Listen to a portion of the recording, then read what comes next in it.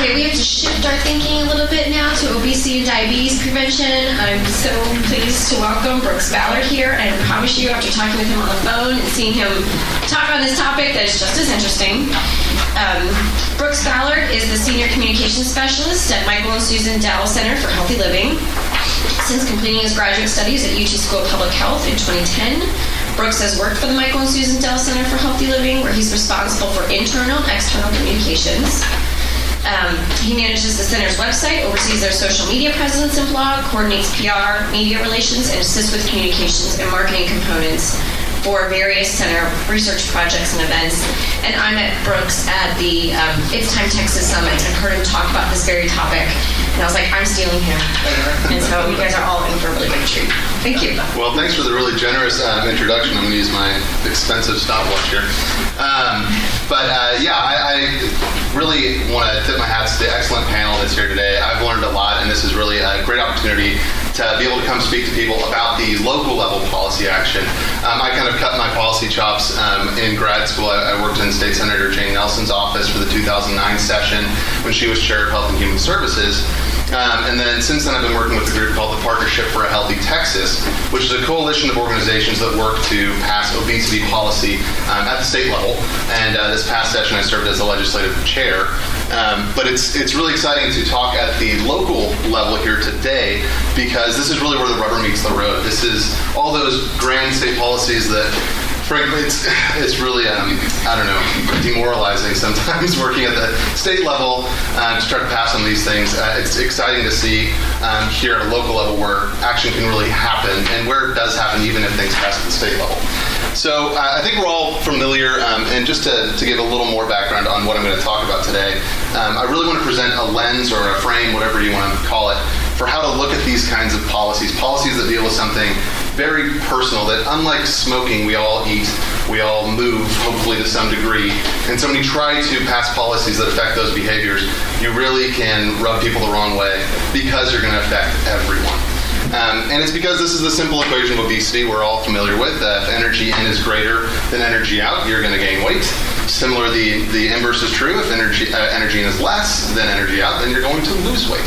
So our policy targets a lot have to do with increasing healthy food and increasing physical activity, but also the other side of the coin that was talked about today, which is decreasing unhealthy food and decreasing sedentary activity. So at first glance, it looks like a relatively simple kind of equation.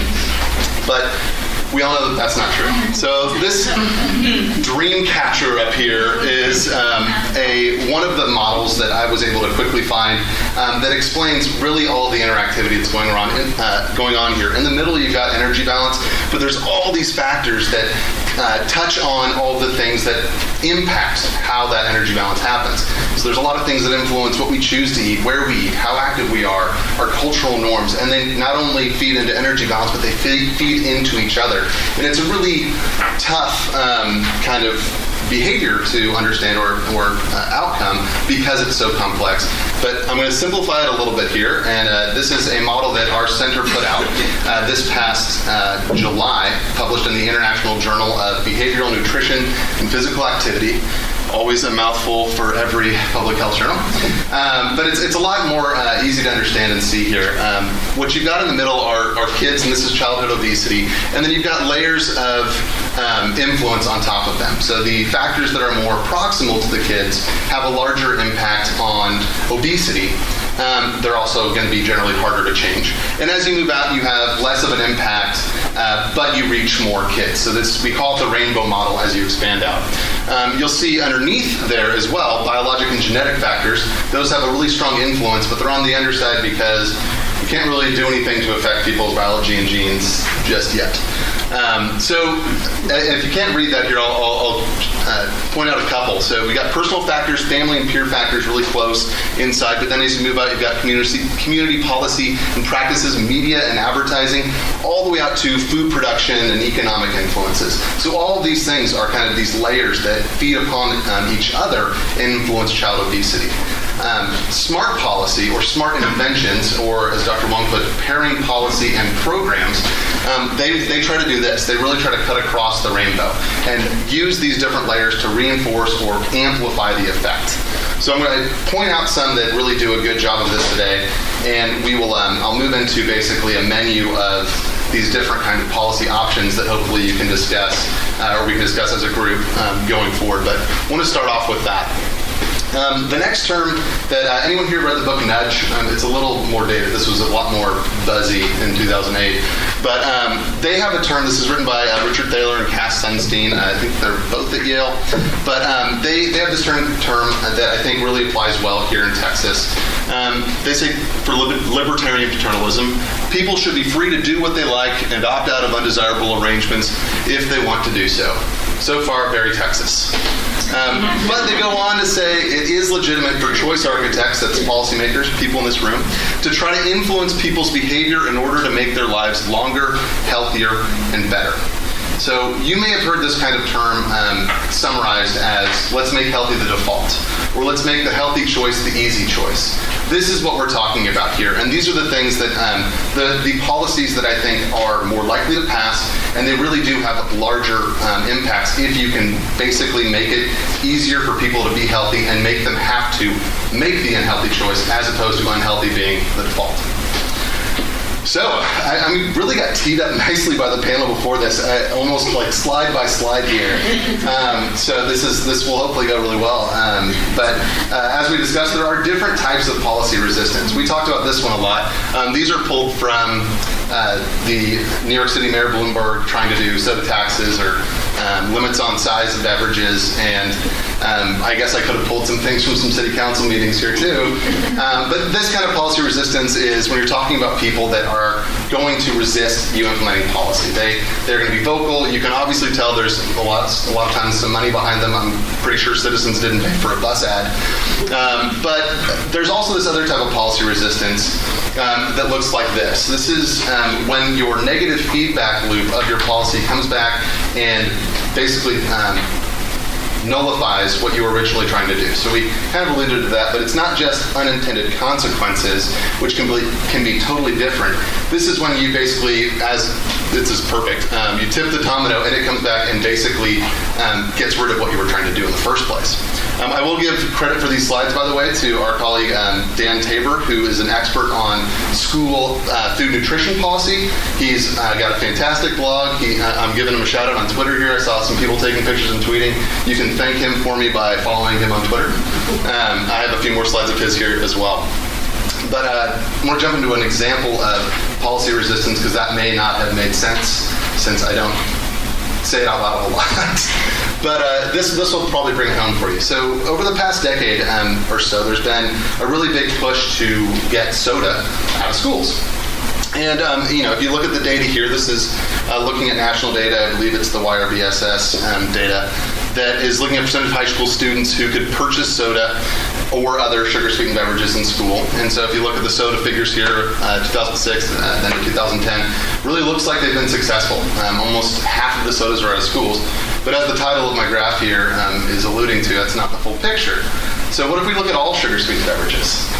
There's really not much of a difference. We went from 9 out of 10 to 9 out of 10, basically. So not really much of a movement. So why is that? This is our general model of how we think of policy impacting a behavior. So for example, consumption here. Typically we think of things like access, price, taste, and marketing, all influencing consumption. So if we limit access, consumption should go down, right? And that's the general thought. So what's the flaw there? Well, a more realistic approach, as you saw with that dream catcher confusing model, is that it usually looks a little more like this. So this kind of nice butterfly here of how the different factors actually feed into the behavior and into each other. I could actually draw arrows between access and taste and price and marketing. I wanted to keep it a little cleaner here. But, the sugar-sweetened beverage, or the soda policy possibly wasn't as successful because it wasn't looking at kids' shifts in tastes over that exact same time period. So there's been this explosion in a whole new market of the beverage industry of like energy drinks, sports drinks, other sugar-sweetened beverages that aren't soda. So what did the beverage industry do? They said, all right, well, we'll pull soda, but we're going to put these other equally sugary, sometimes more sugary or more caffeinated, which is troubling as well, drinks into schools, and lo and behold, you really don't get much of a shift. So this is the general thought, though, with policies. If you want to, I try to just kind of plot out here with, there's no kind of science on this, where I'm placing things, but if you think of generally policies like, say, banning sodas or banning or taxing sodas, getting rid of them in places, you generally think that you'll have a higher impact, but the higher impact comes with higher policy resistance. Similarly, something like farm to work, where I have never heard anyone complain about their worksite getting farm to work. Pretty low policy resistance there. But impact also is going to be generally low because there is a barrier to entry. If you don't know how to cook with produce, it's opt-in. So again, it's not necessarily a healthy default. People have to opt into it. So people tend to think of policy when they're looking at obesity kind of on this trajectory of, we need to do something bold, we're going to really piss some people off, but it's going to make a big impact.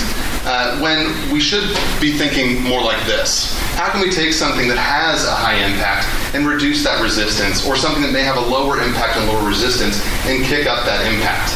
So for example, with getting rid of sodas or taxing sodas, if you combine that with providing more access to potable water, or even this picture here from Paris, I know Texas and France, that's a great example for me to use. These are actually sparkling water stations that they have. So you can actually really address that taste issue too, because people like bubbles. So kind of acknowledging that and not just saying drink water, and not just putting in fountains, but putting in water bottle filling stations. And you can retrofit fountains. We actually did that in some schools in Austin ISD and saw some really promising data on self-report of teachers and students drinking and encouraging others to drink more water just by making that environment more friendly to that choice, and not just saying don't do this other thing, not just taking things away. Similarly with farm to work, you can reduce that barrier to entry and increase that impact when you pair it with things like nutrition education programs. La cocina alegre. Yeah, sí, mi español, muy bueno. You really have a greater impact because you're reducing that barrier. You're actually making people come into the program. You're giving them the tools to make healthier choices. So this is something where you can kick up impact for something that is going to have pretty low policy resistance.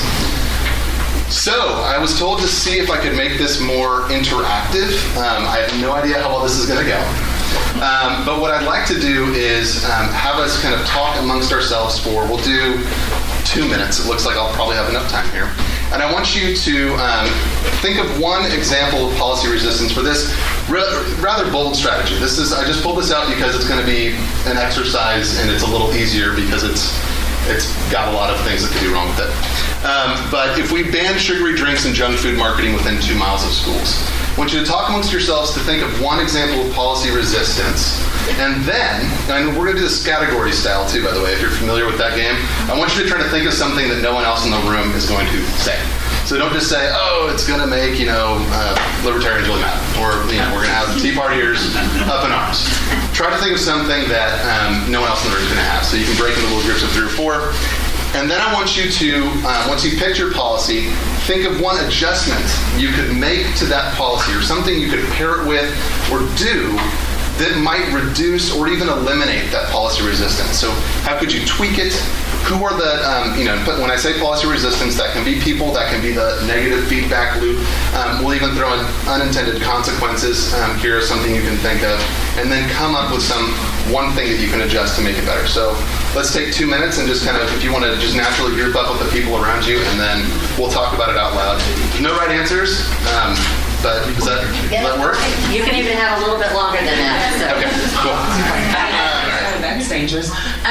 So on policy resistance, the first thing that came to mind was a negative impact on economic development for an area, and how you could very quickly pull in the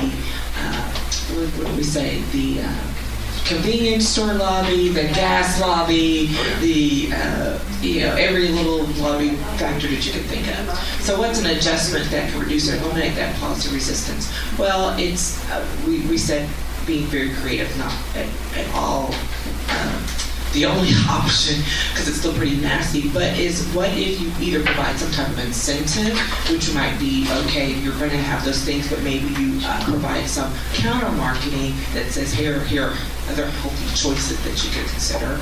or as well an exception for certain businesses where perhaps it's not their primary purpose to sell those things. Thinking about the, Office Depot with the impulse buy line as you go to the register. Excellent example. Really good.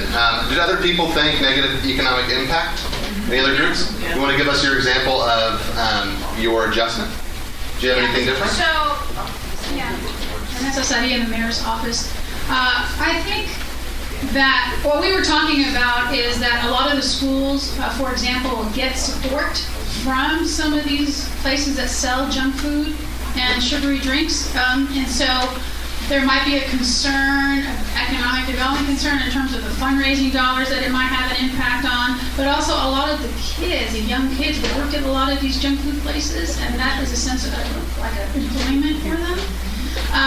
So an adjustment, we quite didn't get there, but I really like our adjustment. I can offer an adjustment to that. It would be to encourage. I don't have a big voice. Well, to encourage those corporations to develop the unsugary drinks. If they want to keep a market, if they want to be trendsetters, then who's talking to the corporations to tell them, look at this, why don't you do this instead? Yeah. But when I brought this up about the corporations is a lot of the nonprofits, you'll have hundreds of millions of dollars that are put into nonprofits by these, quote, Coke or beer companies or whatever, to fund their projects at the local levels throughout the United States or wherever.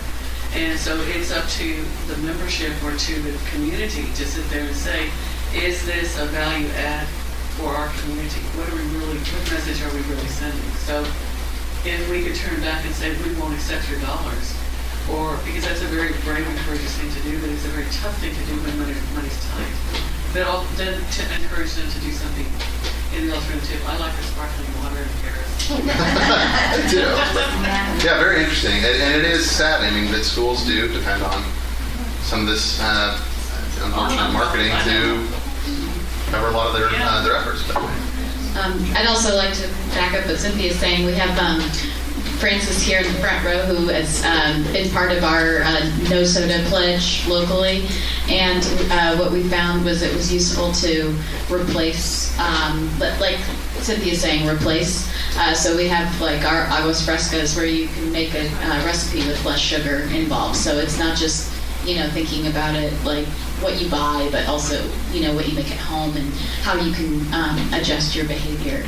But what I was, what came up out of a soda conference with American Heart Association, some of their messaging is to think about, like, if you are going to go forward on the big policy and strike out that, just to minimize the policy resistance by focusing really on the programs that will be served out of that policy.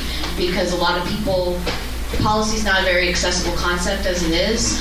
And so focusing on the programs makes it more tangible in people's minds, and you're thinking about you're focusing a lot of your messaging and marketing on the positive messages, the programs. So maybe using some of that space to promote different city or municipal programs that are promoting local food, like farmers markets or the double baller things. And that's great.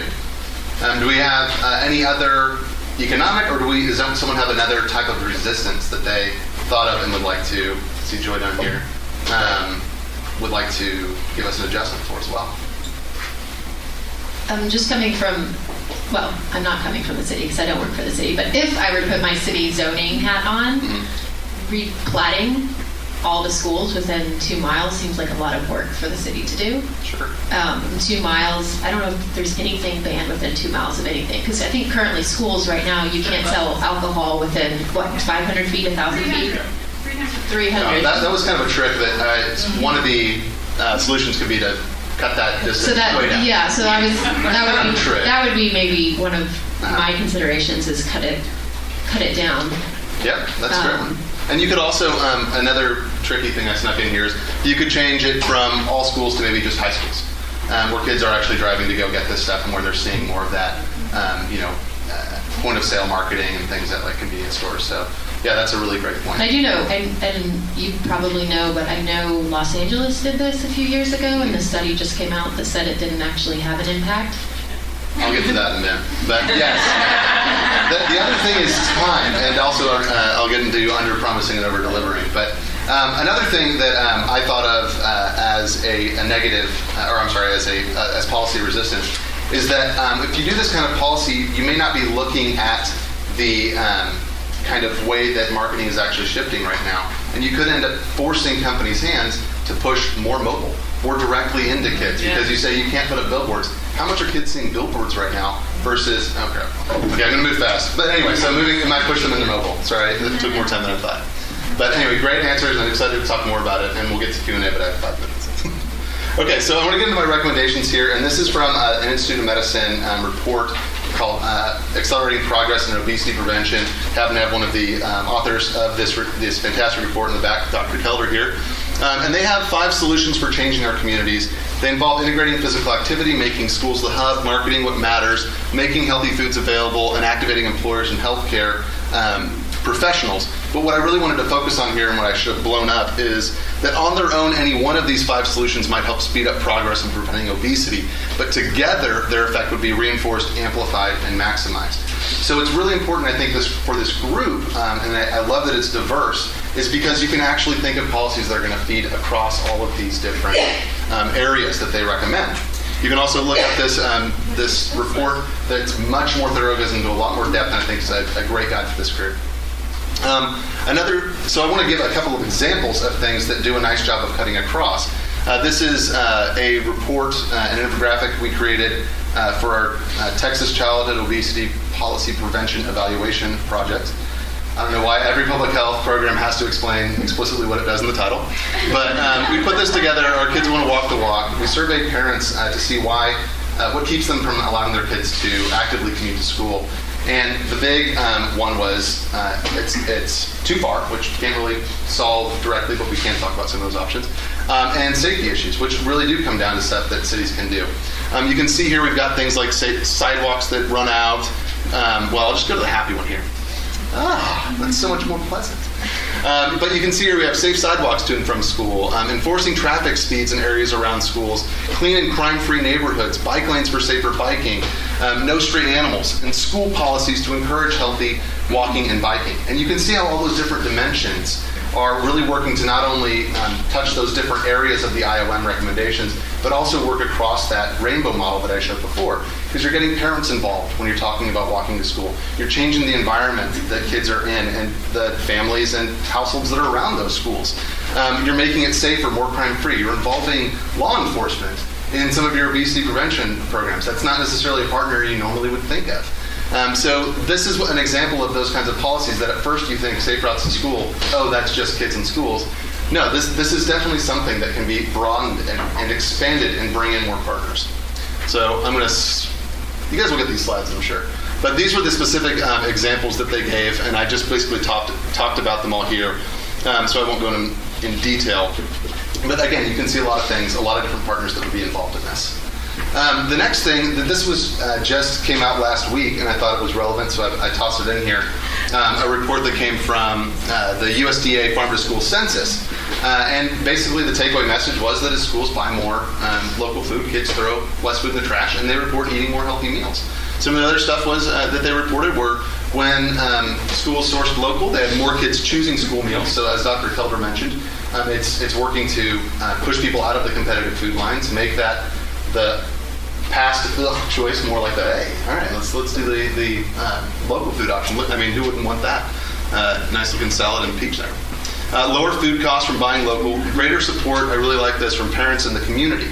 So you've actually got parents who are getting more involved and want to have their kids eat the meals at the schools. And then again, it's really nice to have less food waste.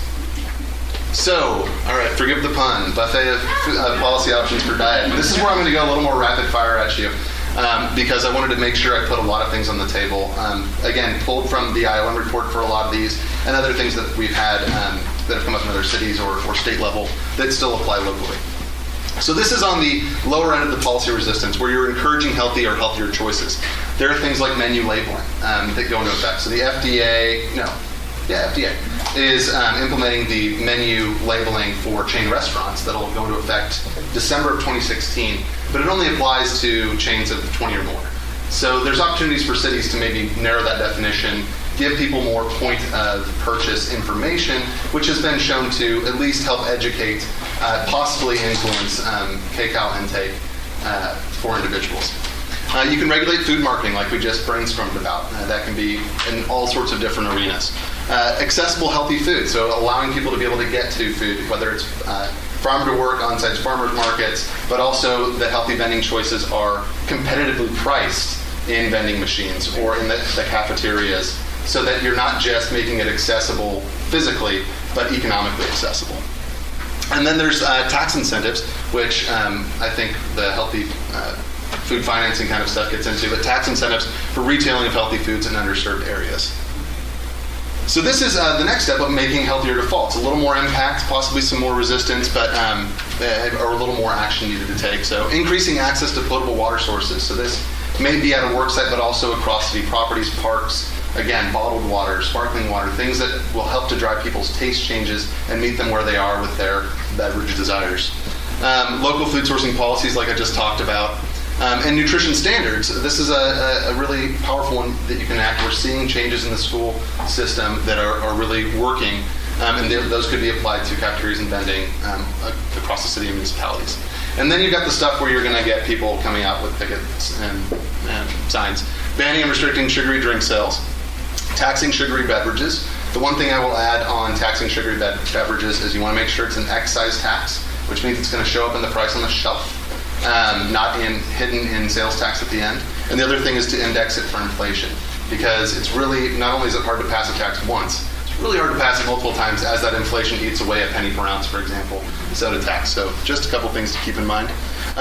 Banning fundraisers with unhealthy foods. This is something that many schools are already doing, but it's definitely not mandatory for many places.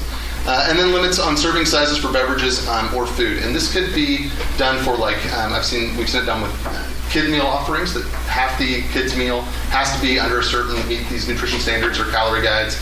It can be done with cafeterias, foods offered, as well as beverage sizes and vending machines, city property, etc.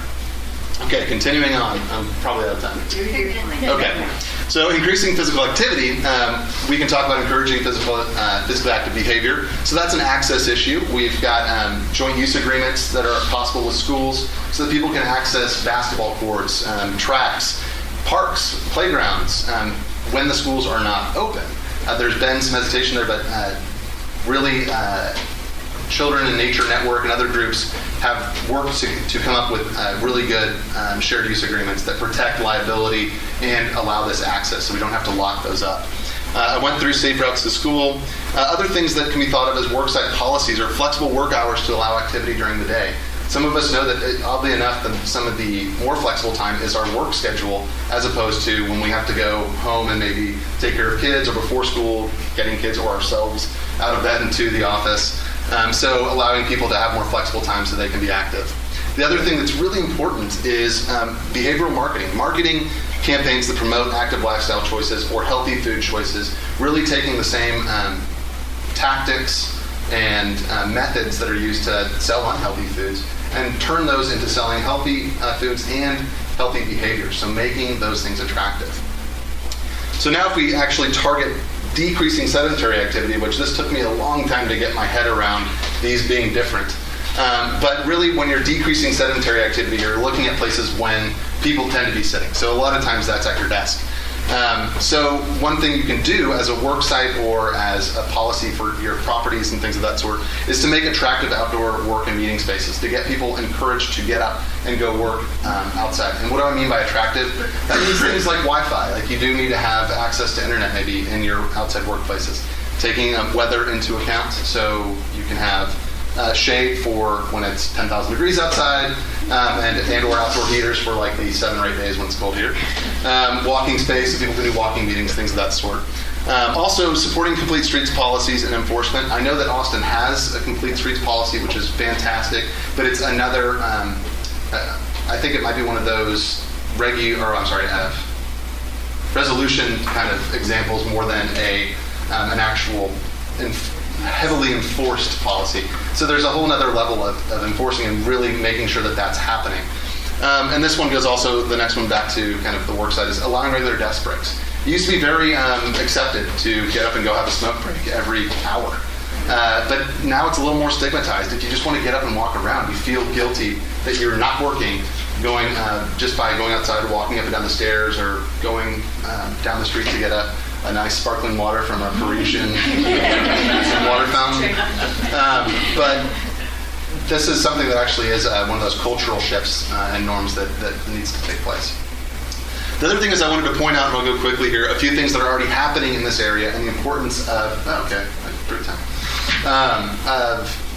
things that are already happening here. These are in particular with schools and communities, but CATCH is a school, not to give you the full rundown on it, but it's a coordinated school health program that involves components of transforming the school environment to promote healthy choices, really kind of making it a sanctuary from unhealthy behaviors is the ideal. But it's got nutrition education, increased physical activity, enhanced physical education.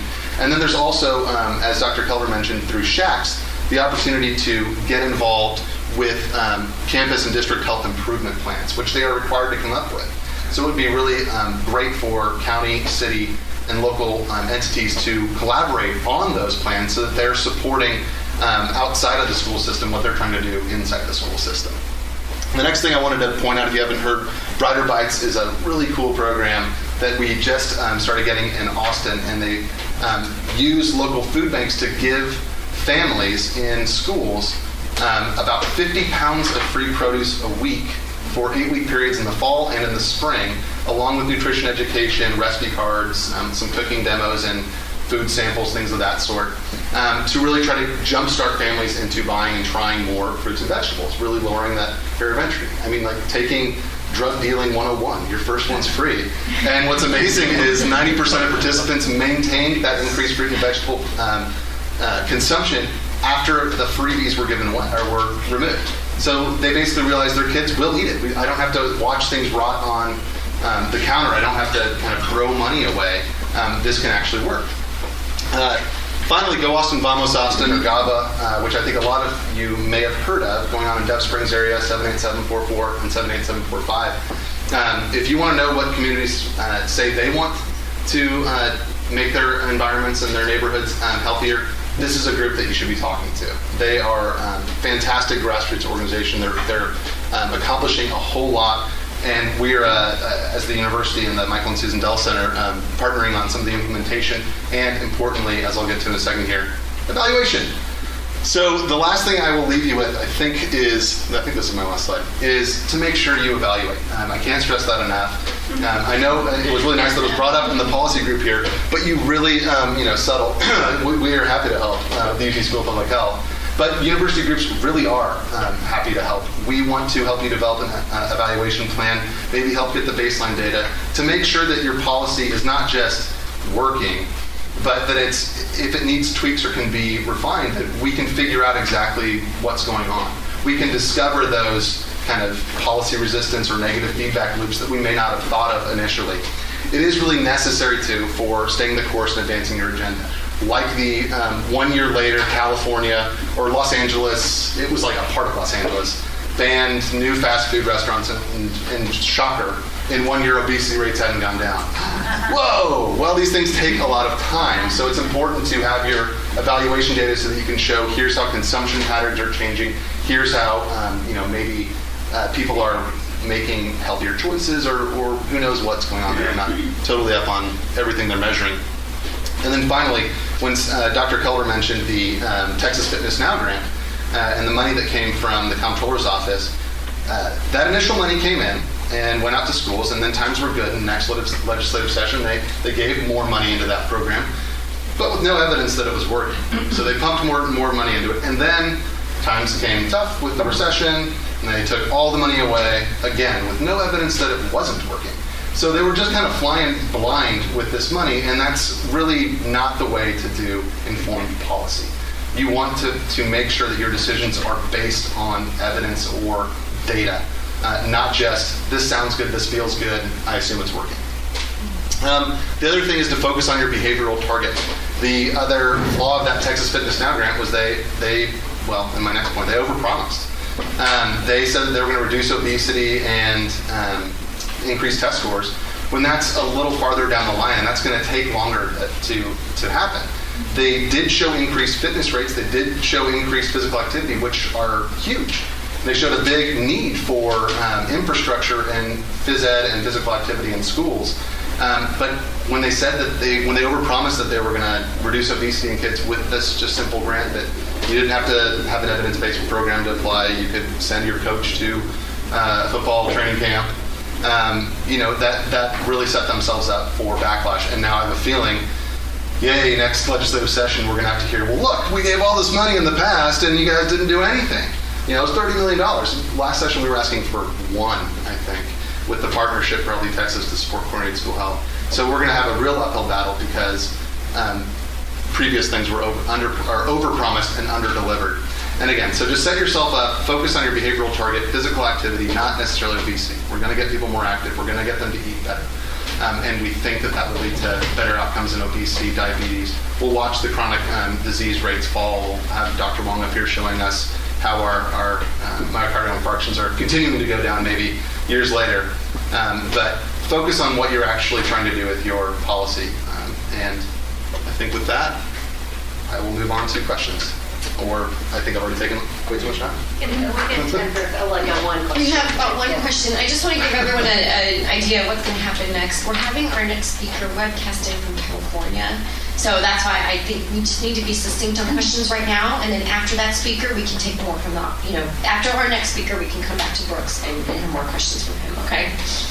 So, Jonathan, if you want to webcast them in. And as she passes that around, I will make one plug. If you're interested in e-cigarettes, we're giving a webinar today. Our center is on e-cigarettes. It's called E-Cigarettes, Panacea or Peril. And if you go to msdcenter.org and go to our events calendar, if you scroll down a little bit, you'll see that webinar today. We're also doing an in-person talk tomorrow that you're all welcome to come to. It's open to the public. It'll be live streamed, recorded as well. Really hope to see a lot of you there if you're interested in e-cigarettes. It'll be a really interesting talk. Sorry. A couple of quick observations. One, when we were talking about low-hanging fruit, and you were talking about some of the things in the school, one of the ones that came to mind immediately was, how about not using candy as an incentive in the classroom? I won't go any further on that one. The second one is, it links in with the increased activity or modifying the activity. And I didn't see any reference to the role of electronics. We were talking about sedentary, and we were focused on the adult, but from the children's perspective, the whole, sitting in front of the TV, eating whatever, or playing those video games, and how you decrease that or increase how you change your using electronics, like with the games that encourage more activity. Well, it's interesting you bring up sedentary activities like screen time and things of that sort, because it's still kind of mixed results out right now. We actually had a study that came out that was actually saying that one of the modifying factors of this increased screen time was actually due to social and peer influence. So if you are around friends, I'm probably going to get this slightly off, but if you're around friends more often, you're more likely to be active. And it's these people that are possibly more socially isolated, don't have as many friends, that then end up filling that time that they would otherwise spend with friends, possibly being active, with a convenient entertainment option like watching a TV show. So maybe the intervention target isn't to say don't watch 2 hours of TV, but it's go out and play with friends, or just have friends over. Really encourage more social interaction for your kids, and that could be again a much more palatable message than put down the iPad, because they're not going anywhere. They're awesome. Kids love them, parents love them, and it's going to be really hard just to say don't. I promise one more question. Yeah, sorry. Just real briefly. So the council right now is considering that the waiver related to alcohol sales 300 feet away from schools, and it's I know that it's supposed to be taken up by the staff of the city and the Health and Human Services Committee, but I just want to say it might be a good opportunity to dovetail this conversation about Jonathan's plan. But yeah, very true. As a state employee with the university, I will say that's an interesting choice, and enjoy it. If you have questions about that, we would be happy to answer them as a resource. That's my. I think we're thinking very much.